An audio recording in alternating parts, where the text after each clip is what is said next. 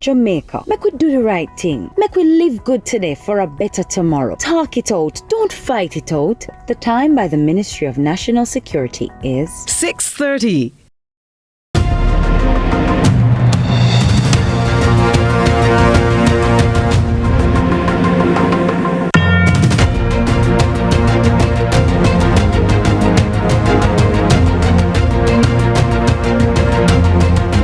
Good evening and welcome to Lead Story Prime here on CVM TV. I'm Giovanni Dennis. 9 shot, 5 fatally, including that of a 4-year-old Shannon Gordon.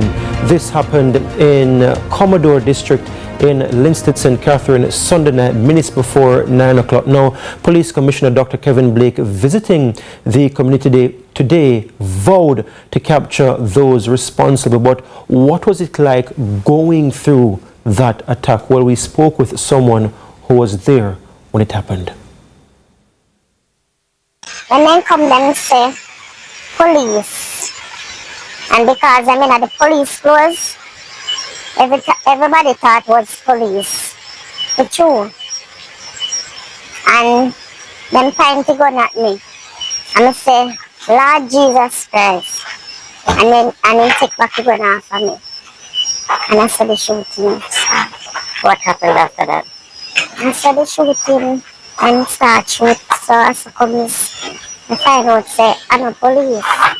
I will not be police. You understand? Cause I say, I make the police them would shoot up people. Because them always come there when them come. When the police then come, them always run out and say, police. Yeah. And you know, people that surrender and so forth. So everybody surrender. What was it like witnessing that? Because they said police and they turned it away from you. Yeah. And I go inside of the shop because the baby was beside me. And I take the baby and go inside the shop and lie down. And lie down on my belly with my baby and my daughter. And I start prayer. Beg God to cover me. How do you pick up the pieces after something like that? My God, I've been through it. When I tell us I've been through it, I've been through it when my son died. I've been through it when my niece died too. I've really been through it. When my son died and when he here, I even know my children then. My husband have to bathe me. When he tired, my daughter then bathe me. Then lead me. Then feed me. I go through. All the Lord grace and mercy make me the years of standing. Today I at church today now I cry. Because me in the bathroom and my son just come up in front of me when I look about to come to church. And I had church today and I feel down, I feel very down, and I just start crying. And my church sister, they might cheer me up and say, I tell them, say, I don't feel good inside. And I just cry. Yeah. How was it that lost her 4-year-old baby? No, she not gonna do well, you know. No, she not gonna do well. It's her first child? Yeah. Only child?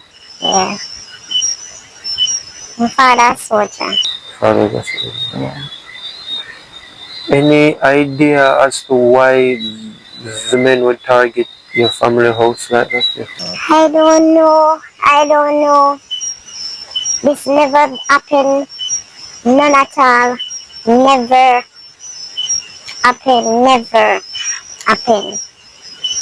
And it just and when I think of it, them come in at the government uniform. They had an actual police uniform, or just look like police uniform? No, them have on the vest and the shirt, so that's why the aim all people surrender.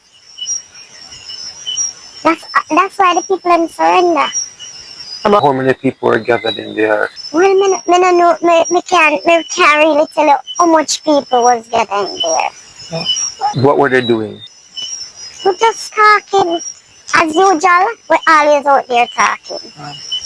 As usual, always talking. Till everybody ready to go home.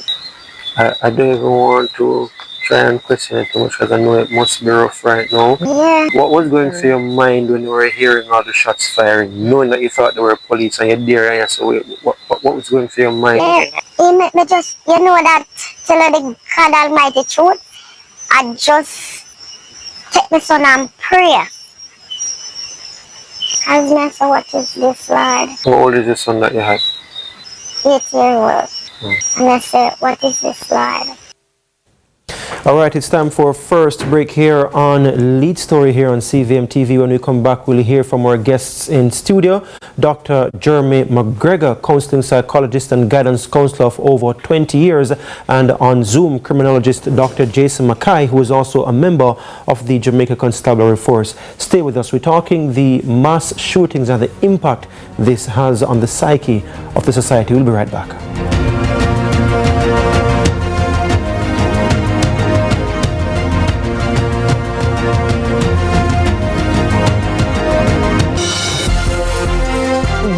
Deposit insurance in a minute. JDIC insures deposits up to $1.2 million per depositor, per ownership category, per institution. This includes individual and joint accounts. If you have an individual account, it is insured separately from a joint account that you share with someone else. So my personal account can get up to $1.2 million, and the joint account where me and my mother have can get up to $1.2 million too? That is it. JDIC ensures that if you have an account in your name alone and another account with somebody else, your money is protected, giving you financial security and peace of mind. Nice to know. Jamaica Deposit Insurance Corporation. Protecting your deposits, securing your future. JDIC, protecting deposits for you and me.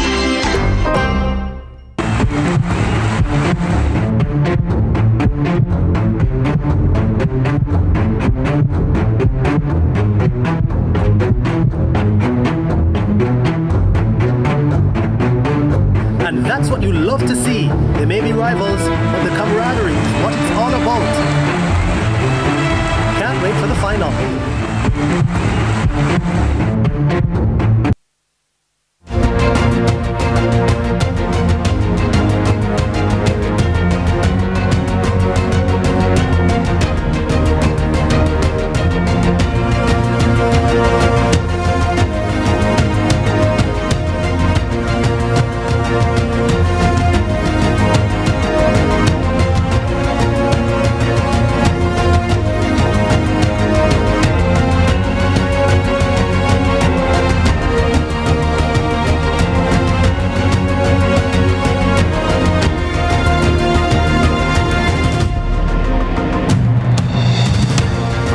Welcome back to Lead Story here on CVM TV. Now, joining us in studio just to give us a rundown of some of these mass shootings that we have been witnessing since last August. Here's Amoy Harriet with a timeline. Amoy.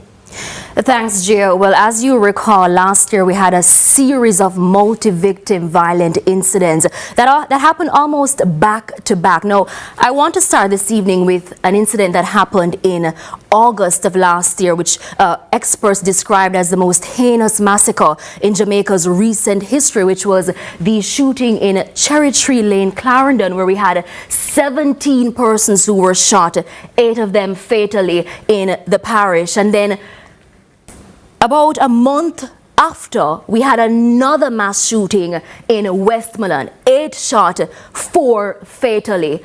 Then again, a month later, another mass murder, 7 shot, 2 fatally in Mandeville, Manchester. And then we had another shooting that happened a few weeks later, and we're going to be bringing up that graphic shortly. And what we found happening during this period was that a lot of the incidents were happening back to back to back. So that incident happened in Mandeville on October 4. Few days later, October 9, in Kingston, Cassava Peace, 6 shot, 1 fatally. A few days after that incident, Same place in Kingston, we had 7 persons who were shot, 5 of them killed in Rockford. And then a month later, in November the 25th, 6 persons shot, 5 killed in Waltham Park, right here in Kingston. Now, Gio, what happened after these series of mass shootings was that a lot of Jamaicans were concerned about what appeared to be an increase in the incidents. But, you know, I spoke to an expert at the time who told us that it was the closeness of the incidents that kind of sparked concerns among citizens. But, you know, it cannot be ignored, the mental and psychological effects that events like these would have on citizens. Now, speaking about the mental and psychological effects of something like this, joining us now, counseling psychologist and guidance counselor for over 20 years, Dr. Jeremy McGregor. Dr. McGregor, we heard the witness speaking last night. You could hear the pain in her voice, even when it was distorted. It goes without saying that something like this is painful to experience for adults. But what about the children involved? A 4-year-old killed, an 11-year-old injured right now and wounded in hospital. That is a very traumatic event that has taken place, and it will affect other children and also children in the family, neighbors, the communities that are in close proximity, and even the nation on a whole. So the traumatic event of this affecting our children, it's going to be difficult on teachers, it's going to be difficult on stakeholders and our education system. And Giovanni, bear in mind that sometimes these children that have experienced hearing this on the news, hearing it comments in the home, it does have psychological effects on other children. Sleeping, fear, and also in their minds they feel as if they are unsafe now in their own home or in their own safe space, and also in the community. So this event will affect us in more than one way, even in terms of mental illness. If you're not careful, it can trigger. This can be a stimuli now where people and family members and even children now becomes off in terms of their balancing. They are no longer feeling in terms of stability or stabilized. They are off. So we just have to try to be good support and put some methods and interventions in place so at least other children can learn how to cope, and family members. Well, I spoke with the commanding officer, Senior Superintendent of Police, Hopton Nicholson, when we were there early this morning in the pre-dawn hours, and he said that they are planning to have that pastors, counselors come in and speak with the members of the community along with the children in the school. We saw the JCF as well in a video posted, being there, speaking to some of the teachers. What are some of the messages that children need to hear in these movements, and even the teachers as well and the other stakeholders involved in the community? One of the messages that stakeholders and students and parents, teachers need to hear is that they now have a shoulder to lean on in times of adversities, time when things like this happen. They have a safe space to express themselves, and they have somebody who is safe in their space to vent. Because, Giovanni, in this time, everybody needs some amount of support, emotional stability, emotional support, so that they can continue life and live life to the best of their ability. But bear in mind, with this effect, it may cause some amount of slowing down, but we hope that whatever is going to be put in place, yes, the Ministry of Education always come in with the intervention plan and the JCF, but we hope that all of these entities just work together so that we can continue to build our nation's children and other stakeholders. And I want to bring in Dr. Jason Mackay on this point. Dr. Mackay, you're not only an experienced criminologist, but you're also a member of the Jamaica Constabulary Force. You were on location early last night into early this morning where this incident happened. Dr. McGregor just mentioned that everyone needs support. We often don't think about the police needing support. Jamaicans, we oftentimes bash the constabulary force, sometimes rightly so, but in instances like this, what is it for the first responders? What is it like for them going there and seeing that, especially the image of a 4-year-old killed in such a tragic circumstance? No, it is difficult for anybody. I mean, soldiers, police, civilians, anybody. And the JCF has long since realized the impact this type of trauma has on its members. That is why they have such a strong system of counseling and a process that you go through if you're in a traumatic incident, depending on the levels and so on. And even when you're not necessarily involved in the incident yourself, but you're exposed to it, there's an open door counseling approach that you can get help, you know. So from that standpoint, you know, the JCF has modernized considerably over the last couple of years with that. And I do want to speak to you a little bit more on that in terms of what's happening with this increase, what appears to be an increase in mass shootings since last year, certainly the frequency of them. But we are upon another break here on Lead Story. Stay with us. We're coming back right after this break.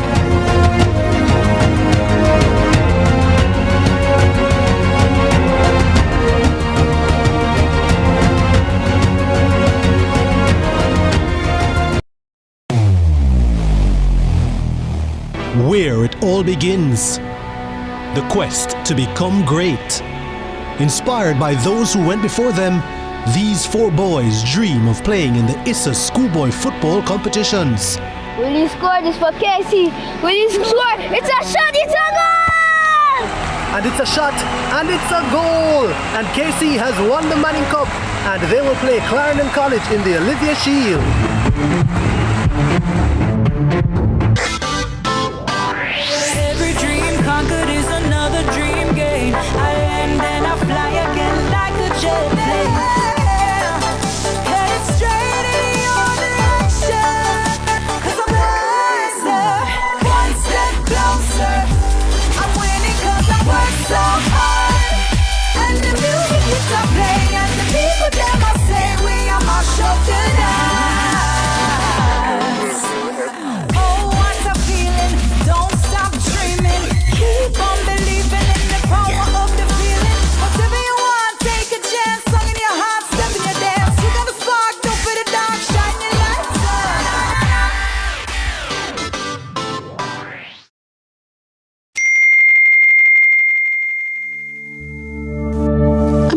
Can shape your motherhood.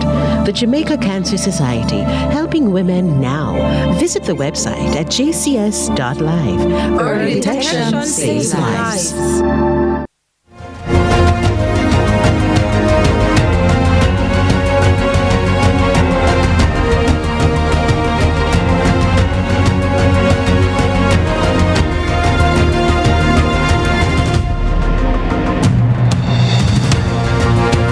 Welcome back to Lead Story here on CVM TV. We're talking to Dr. Jeremy McGregor, counseling psychologist and guidance counselor, and criminologist Dr. Jason Mackay, who is also a member of the Jamaica Constabulary Force. Dr. Mackay, you were on location last night. What was it like in the area after the shooting happened?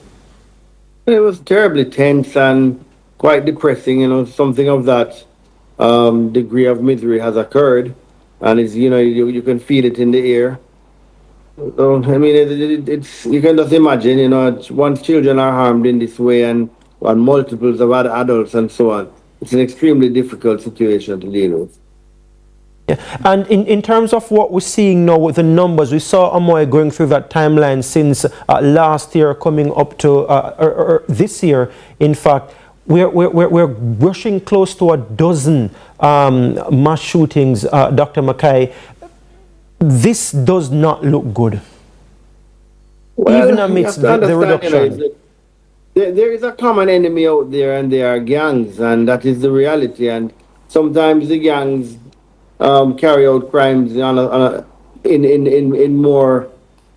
more frequent basis, but with smaller impacts, or they do it in single impacts like this. It's just what gangs do. And that's what we've been trying to say, and they are the common enemy, and I don't think that Jamaica is yet united to the point to realize that they are a common enemy of the people of Jamaica, and we need a more unified approach. They are still far too accepted in far too many quarters, even though they are less so, but they're still part of our society, and they shouldn't be an accepted part of our society. And this is what they come with. This is when all of the smoke and mirrors are gone, and all of the various organizations shouting for this and shouting for that. This is the work of gangs. This is what gangs do, and this is why they are the enemy. You mentioned this is the work of gangs. Any information so far suggesting that the last night's attack may have been gang-related? What's the intelligence saying? That matter is under investigation, and the JCF will have discussions with that. Using their own systems of doing so. But I was talking in respect of the multitude of gang shootings you were talking about, and in what you were considered the frequency of it. And I'm explaining to you that this is what gangs do. Sorry, you said what I consider the frequency of it. You don't think it's frequent? No, I think it is frequent. I think it is, but I mean, I don't have the statistical comparatives. What I do know is that singular murders are significantly reduced. So if you have to look on it, single mass murders, I would have to have data in front of me to necessarily compare it to other periods, which I don't have at my fingertips right now. Yeah, well, I can just tell you that for last year we had 48 incidents of multiple victim shooting incidents from January 1 to November 6, double, triple, quadruple murders, 48 of these incidents with 106 victims. Well, you use the term mass shooting, and mass shooting requires a specific figure. So is it mass you're referring to or multiple? In this one, I'm just referring to multiple victim shootings. But in your earlier statement, you had said mass. Yes. And you had said, right, so for mass, you require a particular number versus multiple, you know? There's an international accepted terminology when you use the term mass. Whatever it is, it happens far too frequently. And as I said, it's the work of the gangs. There are certain dynamics at play here that, you have to look on. If you believe, if there is an increase, why would there be an increase? And you can look to the type of arms that are available to these gangs, They have, and why are these arms available to them? We don't manufacture arms in Jamaica. Where are they coming from? What is being done about the persons overseas who are sending them down? There's so many variables to discuss as it relates to it. But you see mass shootings, you think high-powered rifles, you think high-powered weaponry, and then you have to start to go to the source, What are we doing about persons who are participating in this type of activity that are out of our immediate judicial reach? Yeah, for you, Dr. McGregor, we're not just seeing these things one-off. As Dr. Mackay admits as well, it really is happening way too often. And children, in most of these instances, are also impacted by the shooting, whether directly being shot and killed or shot and wounded, or their relatives, close relatives, a mother, a father, a uncle, a big brother being shot and killed as well. So it's not just the communities, how this is affecting the psyche of the country. And that's my one of my biggest concern. I hear my colleague mention that when he was on the scene, there was the people were shocked. And there were other emotions that we will not pick up until in a counseling session. Sometimes the different emotions are hidden. Sometimes also the numb. And to be in their own safe space and to be violated, that alone feel as if they are now susceptible to pain and anguish and wrath. So our children sometimes, which sometimes are exposed to these, expect a change in behavior for the negative. I want to get a quick comment from you, Dr. Mackay, but I want to play a clip first from Assistant Commissioner of Police Christopher Phillips speaking about criminals impersonating lawmen, which also happened last night. Let's hear this bit from Christopher Phillips. Well, the men pounced on them and said that they are police officers, but we know otherwise. That's not the kind of operations of the police force. And when that happened, have you had any reports from residents in terms of what their immediate reaction was when the men came and said police?